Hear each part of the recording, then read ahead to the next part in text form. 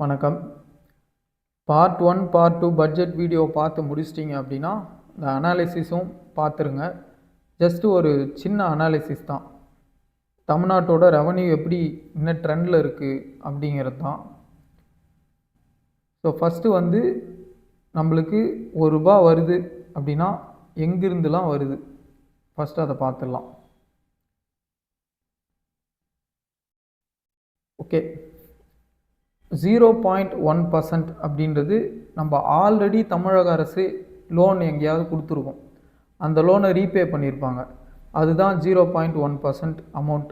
இப்போ 100 ரூபாய் ரிசீவ் ஆகுதுன்னா அதில் 0.1 10 பைசா ஏற்கனவே கொடுத்த லோன் நம்மளுக்கு திருப்பி வர பர்சன்டேஜ். அதிகமான ரெவன்யூ நம்மளுக்கு எங்கேருந்து வருதுன்னு பார்த்திங்கன்னா, நம்ம ஸ்டேட்டோட ஓன் டேக்ஸ் ரெவன்யூ தான் அதிகம். கிட்டத்தட்ட நம்ம 100 ரூபாய் சம்பாதிக்கிறோன்னா அதில் 43.3 ரூபாய் நம்ம ஓன் ஸ்டேட் டேக்ஸோட ரெவன்யூ. ஸ்டாம்ப் டியூட்டி, அப்புறம் இந்த லிக்கர்லேருந்து வரக்கூடிய காசு, டாஸ்மாக்லேருந்து வரக்கூடிய காசு, இது எல்லாமே பார்த்திங்கன்னா 43.3% நம்மளோட ஓன் ரெவன்யூ தான். அடுத்து பார்த்திங்கன்னா பப்ளிக் டெப்ட்டு 33.1%. பப்ளிக் டெப்ட்டுனா மக்கள்கிட்ட அரசாங்கம் வாங்கக்கூடிய கடன் பத்திரங்களாக ஸ்டேட் கவர்மெண்ட் ரிலீஸ் பண்ணி பேங்க் கிட்ட கடன் பத்திரங்கள் ரிலீஸ் பண்ணி அந்த பேங்க்கு கடன் பத்திரத்துக்கு காசை கொடுத்து வாங்கிக்கும். அந்த காசை கவர்மெண்ட் யூஸ் பண்ணிக்கும். இப்படி ஒரு 33%. ஸோ 43% நம்மளோட ஓன் டேக்ஸ் வருமானம். அதான் டாஸ்மாக்கு, ஸ்டாம்ப் டியூட்டி, பெட்ரோல் வேட்டு, இதுலேருந்து வரக்கூடியது நம்மளோட ஓன் டேக்ஸ் ரெவன்யூ 43.3%. 33% நம்ம மக்கள்கிட்ட கடன் பத்திரங்களை கவர்மெண்ட்டு கொடுத்து அது வழியாக வரக்கூடிய வருமானம். அடுத்து சென்ட்ரல் கவர்மெண்ட் அதோட ஷேர் நம்மளுக்கு கொடுக்கக்கூடிய டேக்ஸ் ஷேர் 11.9%. சென்ட்ரல் கவர்மெண்ட் நமக்கு கொடுக்கக்கூடிய டேக்ஸ் ஷேர் ஒரு 11 ரூபா 12 ரூபான்னு வச்சுக்கலாம் அப்ராக்சிமேட்டாக. சென்ட்ரல் கவர்மெண்ட் நமக்கு கொடுக்கும் 100 ரூபாயில்.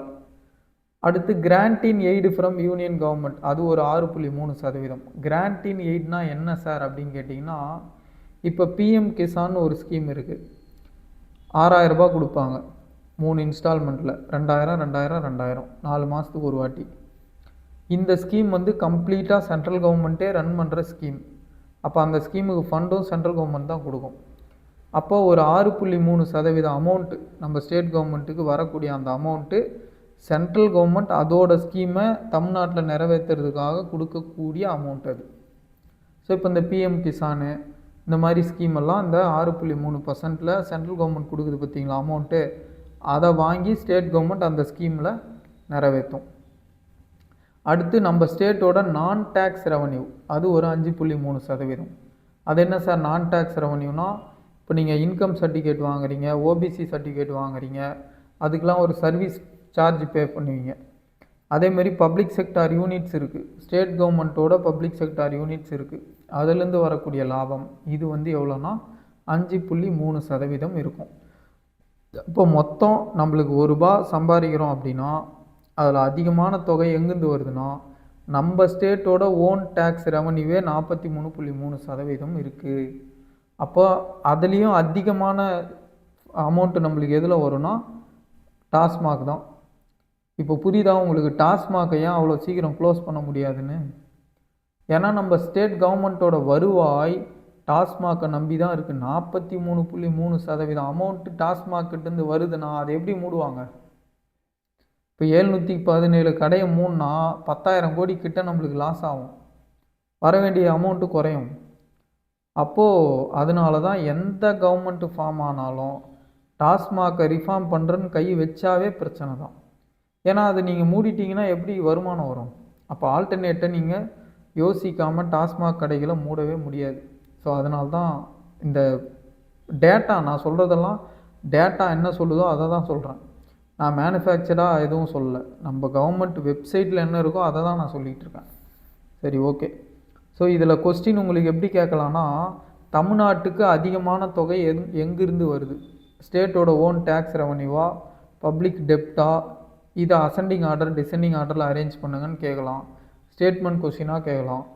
ஏன்னா இப்போ பட்ஜெட்டோட டெப்த்துக்கெலாம் போய் கொஷின் கேட்க ஆரம்பிச்சிட்டாங்க. ஸோ அதனால் இதை தெரிஞ்சு வச்சுக்கோங்க.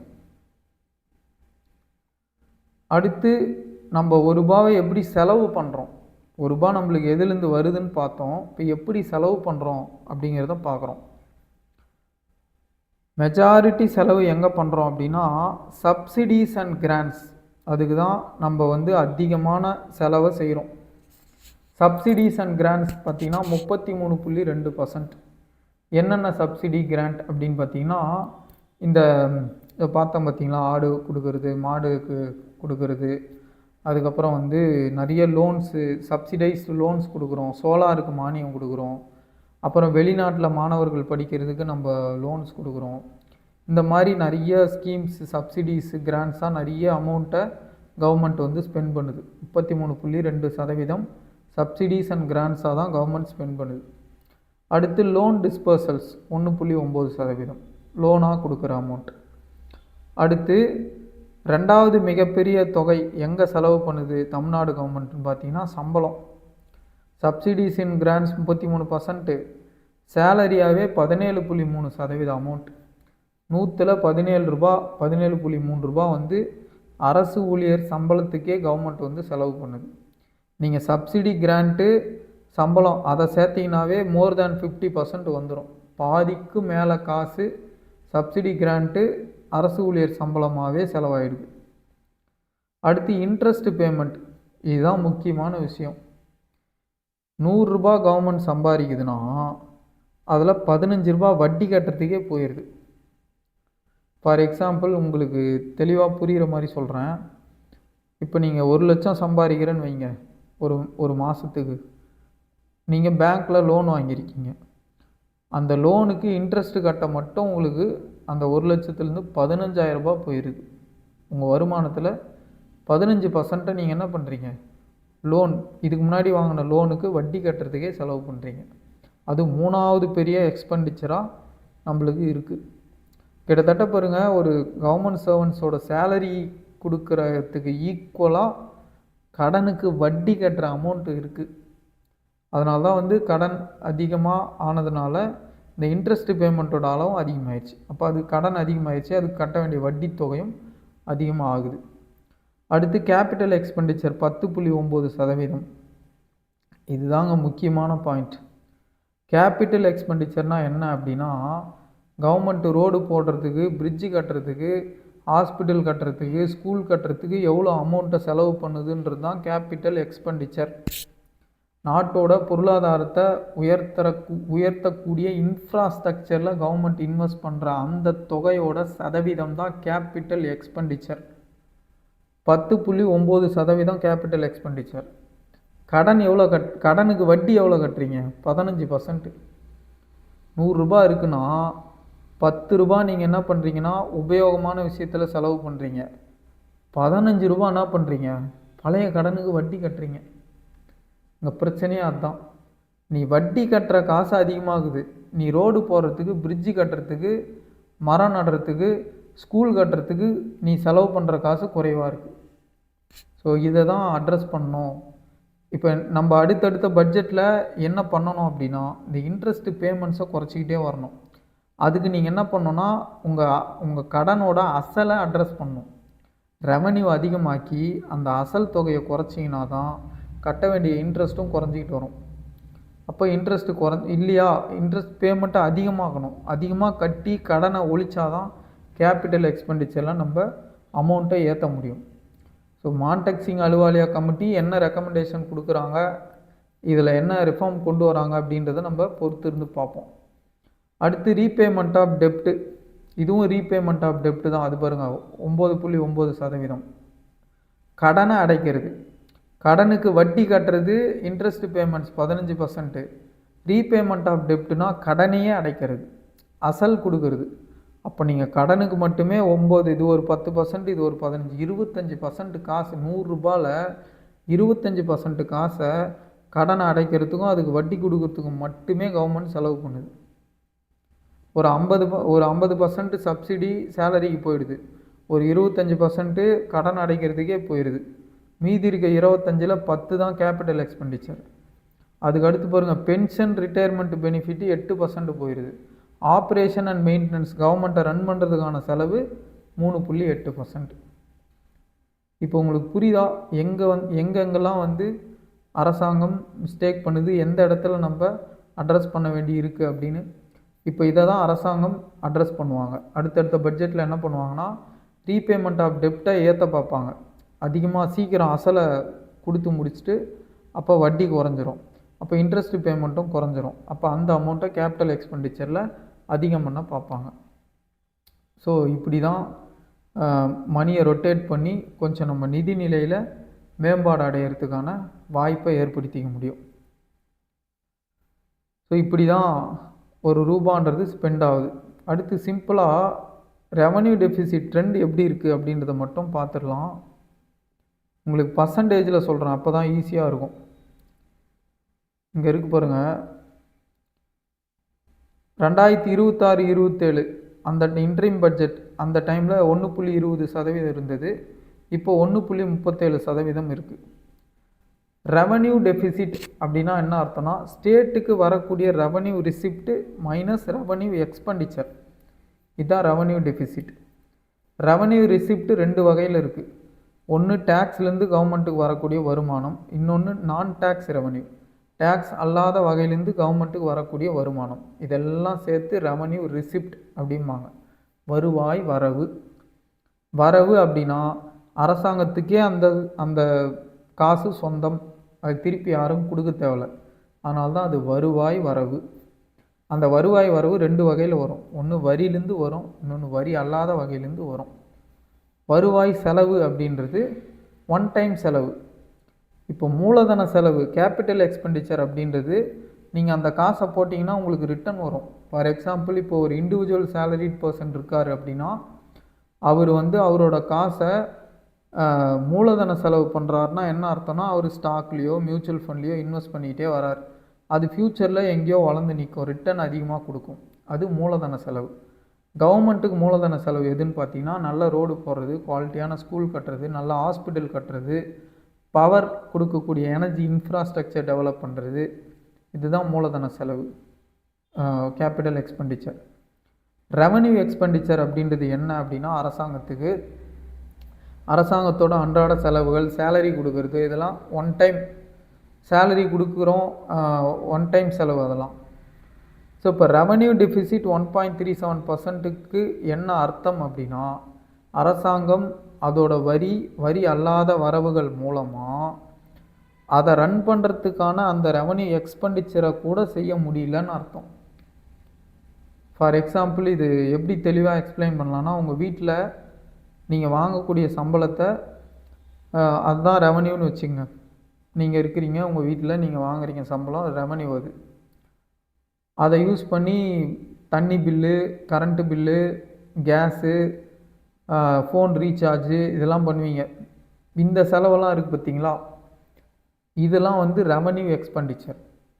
உங்கள் சேலரியை நீங்கள் யூஸ்ஃபுல்லாக எதாவது ரிட்டர்ன் தரக்கூடிய லேண்ட்லேயோ ஏதோ ஒன்று போட்டு வாங்குறீங்க அப்படின்னா அது capital expenditure. So revenue deficit 1.37%ன்றது வீட்டுக்கு எப்படி சொல்லலாம் அப்படின்னா, உங்கள் தண்ணி bill, gas bill, current bill கட்டுறதுக்கே காசு இல்லாமல் பக்கத்து வீட்டுக்காரங்கிட்ட ₹1.37 நீங்கள் வாங்குறீங்க அப்படின்னா அதுதான் ரெவன்யூ டெஃபிசிட். ஒரு ஹெல்த்தியான கவர்மெண்ட் எப்படி இருக்கும்னா, ரெவன்யூ சர்ப்ளஸை காட்டும், அதான் ஹெல்த்தியான கவர்மெண்ட். ரெவன்யூ சர்ப்ளஸ் எப்படி சார் வரும் அப்படின்னா, நீங்கள் வரி அல்லாத வருமானத்தை அதிகப்படுத்தணும். அப்போ உங்களுக்கு வரவு அதிகமாகிடுச்சுன்னா ஆட்டோமேட்டிக்காக நீங்கள் அதிகமான வரவு வச்சு ஈஸியாக அந்த செலவை சமாளிச்சிடலாம். இதில் மிச்சமாகிற காசையும் கொண்டு போய் மூலதன செலவு பண்ணலாம், ரோடு போடலாம், ஸ்கூல் கட்டலாம், ஹாஸ்பிட்டல் கட்டலாம். ஸோ அதுதான் ஹெல்த்தியான கவர்னன்ஸ். அதை நோக்கி அரசாங்கங்கள் போகிறதுக்கு பார்ப்பாங்க. நீங்கள் நல்லா அப்சர்வ் பண்ணிங்கன்னா தெரியும், ரெவன்யூ டெஃபிசிட்டை எப்படிலாம் குறைச்சிக்கிட்டு வராங்க பாருங்கள். 2024 1.47, அடுத்தது பாருங்கள் 1.94, 1.20, 1.37, அதை குறைச்சிக்கிட்டே வருவாங்க. இதுதான் ரெவன்யூ டெஃபிசிட்.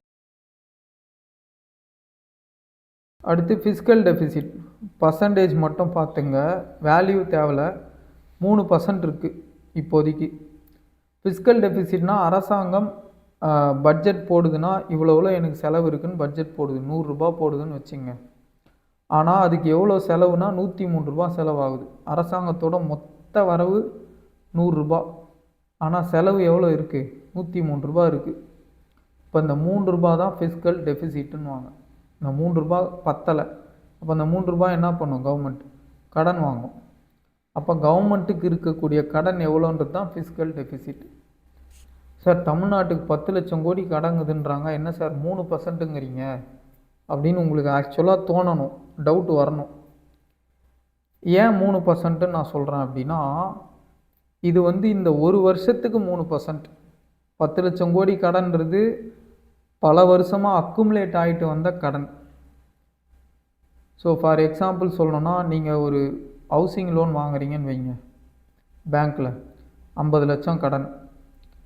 நீங்கள் மாதம் சேலரி வருது, 50 லட்சம் கடங்குது அப்படின்றது அந்த மந்த்லி சேலரியிலே ரிஃப்ளெக்ட் ஆகாது. அதுக்கு குறிப்பிட்ட அளவு காசை வட்டிக்கு கொடுத்துருவீங்க, உங்கள் ஃபேமிலியை ரன் பண்ணிக்கிட்டே வருவீங்க, அந்த கடனையும் அட்ரஸ் பண்ணிட்டு வருவீங்க. ஸோ அந்த மாதத்துக்கு என்ன செலவோ அப்படி தான் பட்ஜெட் போடுவீங்க, அந்த மாத சம்பளத்தை வச்சு. அந்த மாதிரி கவர்மெண்ட் இந்த வருஷத்துக்கு போன வருஷத்தோட வருமானம், இந்த வருஷத்தோட செலவு, இதெல்லாம் பேலன்ஸ் பண்ணி தான் இந்த ஃபிஸ்கல் டெஃபிசிட்ன்ற வேல்யூவுக்கு அரைவ் ஆவாங்க 3%. அந்த 50 லட்சம் ஹவுசிங் லோனுன்றது தான் நம்மளுக்கு 10 லட்சம் கோடி கடன். அது ஒரு பக்கம் இருக்குது, அது பல வருஷமாக அக்குமுலேட் ஆகிட்டு வந்த டெப்ட்டு. அதை இங்கே கொண்டு வர மாட்டாங்க. இந்த ஃபிஸ்கல் டெஃபிசிட்ன்றது இந்த ஒரு வருஷ பீரியடுக்கு நம்ம கணக்கு பண்ணக்கூடிய வேல்யூ. அதனால தான் அது 3%ன்னு சொல்லி வருது. ஸோ இதை 3%ஆக கொண்டு வரணுன்றது தான் டார்கெட்டு. ஸ்டார்டிங்லாம் பார்த்தீங்கன்னா 2021 3.56% இருக்கும்.